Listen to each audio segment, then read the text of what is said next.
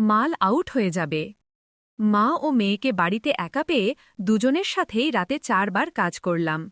আজ আমি আপনাদের সাথে আমার জীবনের একটি সত্যি গল্প শেয়ার করতে যাচ্ছি। আমি অল্প বয়সেই বিধবা হয়ে যাই, তাকে একাকিত্ব এবং জীবনের দায়িত্বের বোঝা বহন করতে হয়। আমার পরিবার এমন ছিল না যে আমাকে আবার বিয়ে করতে বলবে, যা হবার তা হয়ে গেছে। আমি ৩৬ বছর বয়সী এবং আমার নাম রেখা। খুব অল্প বয়সে আমার বিয়ে হয়েছিল। আমার মেয়ের জন্ম অল্প বয়সেই হয়েছিল এবং আজ সে ১৮ বছরের। আমি এখনও আমার বয়সের চেয়ে অনেক ছোট দেখাই। আমার শরীর এমন যে আমার আসল বয়সের অর্ধেক মনে হয়। আমি আমার শাশুড়ি, শ্বশুর এবং মেয়ের সাথে থাকি। আমার স্বামী ৫ বছর আগে আমাদের ছেড়ে চলে গিয়েছিলেন। আমরা একটি সম্পন্ন পরিবার থেকে এসেছি এবং আমি আমার মেয়েকে সেরা শিক্ষা দেবার জন্য সব ধরনের চেষ্টা করেছি। আমি তাকে জয়নগরে উচ্চ শিক্ষার জন্য পাঠিয়েছিলাম। আমার শাশুড়ি বলেছিলেন, মেয়ে, কয়েক দিনের জন্য জয়নগরে গিয়ে তার পড়াশোনায় সাহায্য করো, যাতে তার কোনো সমস্যা না হয়। এইভাবে ২২ নভেম্বর আমি জয়নগরে পৌঁছালাম। আমার মেয়ে স্টেশনে আমাকে নিতে এসেছিল এবং আমরা দুজনেই তার ফ্ল্যাটে পৌঁছালাম। আমি সরাসরি বাথরুমে গেলাম নিজেকে সতেজ করার জন্য। আমি নীল রঙের নাইট গাউন পরেছিলাম এবং নিচে কিছু পরিনি ছিল না। যখন আমি বাথরুম থেকে বের হলাম, আমার মেয়ে চা বানিয়ে আমাকে দিল। ফ্ল্যাটটি ছোট ছিল কিন্তু খুব আরামদায়ক। আমি কয়েকদিন এখানে থাকার কথা ভেবেছিলাম, তাই পরিবেশকে স্বাচ্ছন্দ্যময় করার চেষ্টা করছিলাম। সন্ধ্যায় আমার মেয়ে আমাকে তার বন্ধুদের সাথে দেখা করার পরিকল্পনা সম্পর্কে বলল এবং বলল, মা, আমি কিছুক্ষণ পর আসব, আপনি বিশ্রাম নিন। আমি বই পড়ার চেষ্টা করলাম কিন্তু মন বসছিল না। ঠিক তখন দরজার বেল বাজল। আমি দরজা খুললাম এবং সামনে একজন যুবক দাঁড়িয়েছিল। সে হাসি মুখে বলল, নমস্তে, আমি অজয়। আমি আপনার মেয়ের প্রতিবেশী এবং তার কলেজের সহপাঠী। সে বলেছিল যদি কোনো সাহায্যের প্রয়োজন হয় তবে আমি আসব। অজয় অত্যন্ত বিনয়ী এবং মৃদুভাষী ছিল। সে আমার জন্য কিছু স্ন্যাক্স এনেছিল এবং বলল, আপনি এই নতুন শহরে একাকিত্ব বোধ না করেন, তাই ভাবলাম আপনার সাথে দেখা করে আসি। আমরা কিছুক্ষণ কথা বললাম। সে বলল যে সে একা থাকে এবং পরিবার থেকে দূরে পড়াশোনা করছে। তার কথায় এক অন্যরকম সরলতা এবং আন্তরিকতা ছিল। আমি দীর্ঘদিন পরে কাউনের সাথে এভাবে খোলামেলা কথা বলতে পেরেছিলাম। দিন যত গড়াতে লাগল, অজয় প্রায় আসা যাওয়া করতে লাগল। আমার মেয়ের ফ্ল্যাটের ছোটখাটো কাজে সে সাহায্য করত এবং পাশাপাশি আমার চিন্তাও করত। আমি তার সাথে বেশ স্বাচ্ছন্দ্য বোধ করতে শুরু করলাম। একদিন সে আমাকে বলল, আপনাকে দেখে মনে হয় না যে আপনি এত বড় দায়িত্ব সামলাচ্ছেন। আপনি নিজে খুব যুবক এবং শক্তিশালী। তার এই কথাগুলো আমার হৃদয় স্পর্শ করল। অজয়ের সাথে কথোপকথনের ধারা ধীরে ধীরে বাড়তে লাগল। সে আমার কথা বুঝতে এবং আমার একাকিত্ব দূর করতে একজন বন্ধুর মতো সহায়তা দিল। সে প্রায়ই তার পরিবারের গল্প শোনাত, তার আকাঙ্ক্ষাগুলো নিয়ে কথা বলত এবং কখনো কখনো আমার জীবন সম্পর্কে প্রশ্ন করত। একদিন সন্ধ্যায় যখন আমি বারান্দায় বসে চা পান করছিলাম, অজয় আমাকে বলল, আপনি একজন খুব শক্তিশালী মহিলা। আমি আপনাকে যতটা জেনেছি ততটাই অনুভব করি যে আপনি আপনার জীবনকে নিজের থেকে আরও ভালো করতে পারেন। কিন্তু কখনো কি আপনি আপনার নিজের সুখের কথা ভেবেছেন? তার এই প্রশ্ন আমাকে ভাবিয়ে দিল। আমার জীবনের সুখের অর্থ শুধু আমার মেয়েই ছিল, কিন্তু আমি কি কখনো নিজের জন্য কিছু চেয়েছি? সম্ভবত না।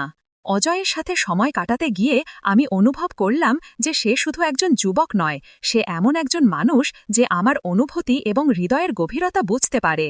তার স্নেহ, তার যত্ন এবং তার উপস্থিতি আমার ভেতরে আবার বেঁচে থাকার ইচ্ছা জাগিয়ে তুলল। একদিন সে আমাকে বলল, আমি আপনাকে প্রথমবার দেখেই অনুভব করেছিলাম যে আপনি কতটা বিশেষ, কিন্তু এই কথা বলার সাহস আজই পেয়েছি। আমি জানি আমাদের মধ্যে বয়সের ব্যবধান আছে, কিন্তু আমার জন্য আপনার বয়স শুধু একটি সংখ্যা। আমি আপনার যত্ন করি এবং চাই আপনি সুখে থাকুন। তার কথাগুলো আমাকে গভীরভাবে নাড়া দিল। আমি কিছুক্ষণ চুপ করে রইলাম, তারপর বললাম, অজয়, আমি নিজেকে আবার এভাবে ভাবার অনুমতি দিতে পারি না। আমার জীবন আমার মেয়ের চারপাশেই ঘোরে। সে হাসি মুখে বলল, আপনার সুখ আপনার মেয়ের জন্য ঠিক ততটাই গুরুত্বপূর্ণ যতটা তার জন্য তার ভালোবাসা। আপনি যদি সুখে থাকেন তবে সেও সুখে থাকবে। শুধু একবার আপনার হৃদয়ের কথা শুনুন। এটা প্রথমবার ছিল যখন কেউ আমাকে এভাবে কথা বলেছিল। অজয় আমাকে আমার একাকিত্ব থেকে বেরিয়ে আসার পথ দেখিয়েছিল। কিন্তু আমি কি আমার দায়িত্ব এবং সমাজের বন্ধন অতিক্রম করতে পারব? অজয়ের কথাগুলো আমার মনে এক ধরনের আলোড়ন সৃষ্টি করেছিল। আমি চাইলেও সেই কথাগুলো উপেক্ষা করতে পারছিলাম না। আমি ভেবেছিলাম, আমার কি নিজের সুখের কথা ভাবার অধিকার আছে? পরের কয়েকদিন আমি বেশ বিভ্রান্ত ছিলাম। অজয় আমার সাথে খুব স্বাভাবিকভাবে কথা বলত, কিন্তু আমি নিজেকে একটু দূরে রাখা শুরু করলাম। আমি চাইনি যে আমার মনে কোনো আশা জাগুক। আমার মেয়েটাই আমার সংসার ছিল, আর আমি চাইনি যে সে আমার কোনো কারণে অস্বস্তি বোধ করুক। কিন্তু অজয়ের ধৈর্য ছিল অসাধারণ। সে কখনো আমার ওপর কিছু চাপিয়ে দেয়নি। সে সবসময় আমার চেয়েগুলোর মূল্য দিত এবং আমাকে বারবার এই বিশ্বাস দিত যে তার ভালোবাসা সত্যি এবং স্বাভাবিক। একদিন আমার মেয়ে আমাকে বলল, মা, তুমি কিছুটা বিচলিত দেখাচ্ছ। অজয় কাকাও জিজ্ঞেস করছিলেন তুমি ঠিক আছো কিনা। আমি একটু আশ্চর্য হলাম। অজয় কাকা? সে হেসে বলল, হ্যাঁ, সে আমার জন্য বড় ভাইয়ের মতো। সে তোমার খুব যত্ন নেয়। তুমি কি তার উপর রাগ করেছ? আমি আমার মেয়েকে জড়িয়ে ধরে বললাম, না বেটা, আমি শুধু আমার পুরনো দিনগুলোর কথা ভাবছিলাম। সেই দিন আমি বুঝতে পারলাম যে আমার মেয়ে কতটা বুদ্ধিমান হয়ে উঠেছে। হয়তো সে আমার জীবনে কোনো নতুন পরিবর্তনকে মেনে নিতে প্রস্তুত ছিল, কিন্তু আমি তখনও নিজেকে নিয়ে সন্দিহান ছিলাম। কিছুদিন পরে অজয় আমাকে বলল, আমি যদি তোমার বিভ্রান্তির কারণ হয়ে থাকি তাহলে আমি নিজেকে দূরে রাখতে পারি, কিন্তু এটুকু বলবো, তোমার সুখ আমার কাছে গুরুত্বপূর্ণ। তুমি যেমন আছো তেমনই আমার জন্য বিশেষ। শুধু এটা জেনে রাখো যে আমার চেয়েগুলো কখনো বদলাবে না। তার কথায় আমার চোখে পানি চলে এলো। আমি তাকে থামিয়ে বললাম, অজয়, আমি সব সময় অন্যদের জন্য বেঁচে থাকি, নিজের কথা কখনো ভাবিনি। কিন্তু এখন তুমি আমাকে ভাবতে বাধ্য করেছ যে হয়তো আমিও সুখী হতে পারি।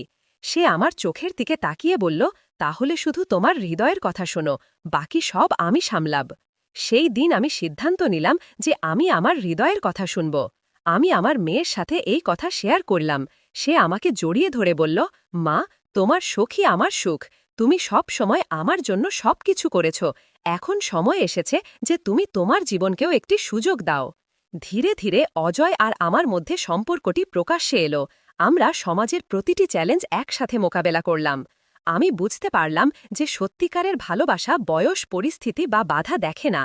অজয় আর আমার সম্পর্কের খবর ধীরে ধীরে আমার শ্বশুর বাড়ি এবং কাছের মানুষদের কাছে পৌঁছালো। আমি ভেবেছিলাম এটার বিরোধিতা হবে, কিন্তু সত্যি কথা হলো, আমি এখন নিজেকে এতটাই শক্তিশালী অনুভব করছিলাম যে কারণ নেতিবাচক মতামতের ভয় ছাড়াই আমি আমার সিদ্ধান্তে অটল থাকতে পারব। একদিন সন্ধ্যায় বাড়ি ফিরে আমার শাশুড়ি আমাকে বললেন, বেটা, আমরা তোমাকে সব সময় দায়িত্বে জড়িত দেখেছি। এখন যদি তোমার জীবনে কেউ এমন থাকে যে তোমার পাশে দাঁড়াতে পারে, তাহলে আমাদের কোনো আপত্তি নেই। তার এই কথায় আমার চোখে পানি চলে এলো। কিন্তু সমাজ সব সময় এত সহজে মেনে নেয় না। প্রতিবেশী এবং আত্মীয়রা কথা বলা শুরু করল। কেউ কেউ বলল, এই বয়সে ভালোবাসা, এটা কি ঠিক?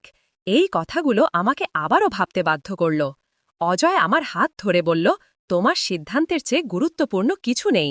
মানুষ তো সব অবস্থাতেই কথা বলবে, কিন্তু এটা তোমার জীবন এবং তুমি এটা তোমার শর্তে বাঁচার অধিকার রাখো।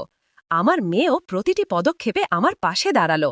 সে বলল, মা, তুমি সব সময় আমার সুখের জন্য ত্যাগ করেছ। এখন তোমার সুখের সময়, আমি তোমার সাথে আছি। তার এই কথাগুলো আমাকে ভেতর থেকে শক্তিশালী করে তুলল। ধীরে ধীরে আমি এবং অজয় আমাদের সম্পর্ককে একটি নাম দিতে সিদ্ধান্ত নিলাম। আমরা খুব সাধারণভাবে শাদী করলাম, শুধু আমাদের কাছের মানুষদের উপস্থিতিতে। এটি একটি নতুন শুরু ছিল, যেখানে বয়স, সামাজিক চাপ এবং প্রথা পিছনে পড়ে রইল এবং শুধু সত্যি আর ভালোবাসা জয়ই হল। শাদীর পরে অজয় শুধু আমার জীবনকেই আলোকিত করেনি, বরং আমার মেয়ের জন্য একজন সত্যিকারের বন্ধু এবং গাইড হয়ে উঠল।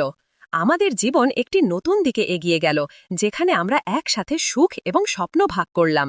এই গল্প আমাকে শিখিয়েছে যে নিজের জন্য দাঁড়ানো কতটা গুরুত্বপূর্ণ। সমাজের তৈরি নিয়ম এবং প্রথা সবসময় সঠিক নয়। সত্যিকারের ভালোবাসা এবং পারস্পরিক সম্মানের সাথে প্রতিটি চ্যালেঞ্জ অতিক্রম করা যায়।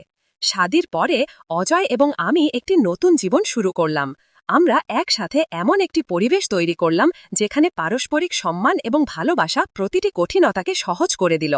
আমার মেয়ে অনন্যা এই নতুন সম্পর্কটিকে খোলা মনে গ্রহণ করল এবং বলল, মা, তুমি সবসময় আমার জন্য সবচেয়ে ভালোটা করেছ। এখন আমি চাই তুমি তোমার সুখকে পুরোপুরি উপভোগ করো। অজয় অনন্যার পড়াশোনায় তার পূর্ণ সমর্থন দিল। সে তাকে ক্যারিয়ার বেছে নেওয়ার পথে গাইড করল এবং একজন বড় ভাইয়ের মতো যত্ন নিল। তাদের মধ্যে সম্পর্ক ধীরে ধীরে এতটা শক্তিশালী হয়ে উঠেছিল যে অনন্যা তার প্রতিটি কথা সর্বপ্রথম আজয়ের সাথে শেয়ার করত। একদিন আজয় আমাকে বলল, আমরা একটি পরিবার গড়ে তুলেছি এবং এটি আমার জীবনের সবচেয়ে বড় সুখ। কিন্তু আমি চাই তুমি তোমার আগ্রহ এবং স্বপ্নকেও এগিয়ে নিয়ে যাও। তুমি সব সময় অন্যের জন্য বেঁচেছ, এখন সময় এসেছে তুমি নিজের জন্য কিছু করো। আমি আজয়ের কথাকে গভীরভাবে নিলাম। দীর্ঘদিন ধরে আমি আমার পড়াশোনা এবং আগ্রহগুলো ভুলে গিয়েছিলাম। আমি আবার পড়াশোনা শুরু করলাম এবং একটি স্থানীয় প্রতিষ্ঠানে কাউন্সেলর হিসেবে কাজ শুরু করলাম। মানুষের সমস্যা শোনা এবং তাদের সমাধানে সাহায্য করা আমাকে আনন্দ দিতে শুরু করল। আমার এই পদক্ষেপে শুধু আমার আত্মনির্ভরশীলতা বাড়ল না, আমি অনুভব করলাম যে আমি আমার পরিবারের পাশাপাশি সমাজের জন্য কিছু করছি। অজয় সব সময় আমার পাশে দাঁড়িয়েছিল।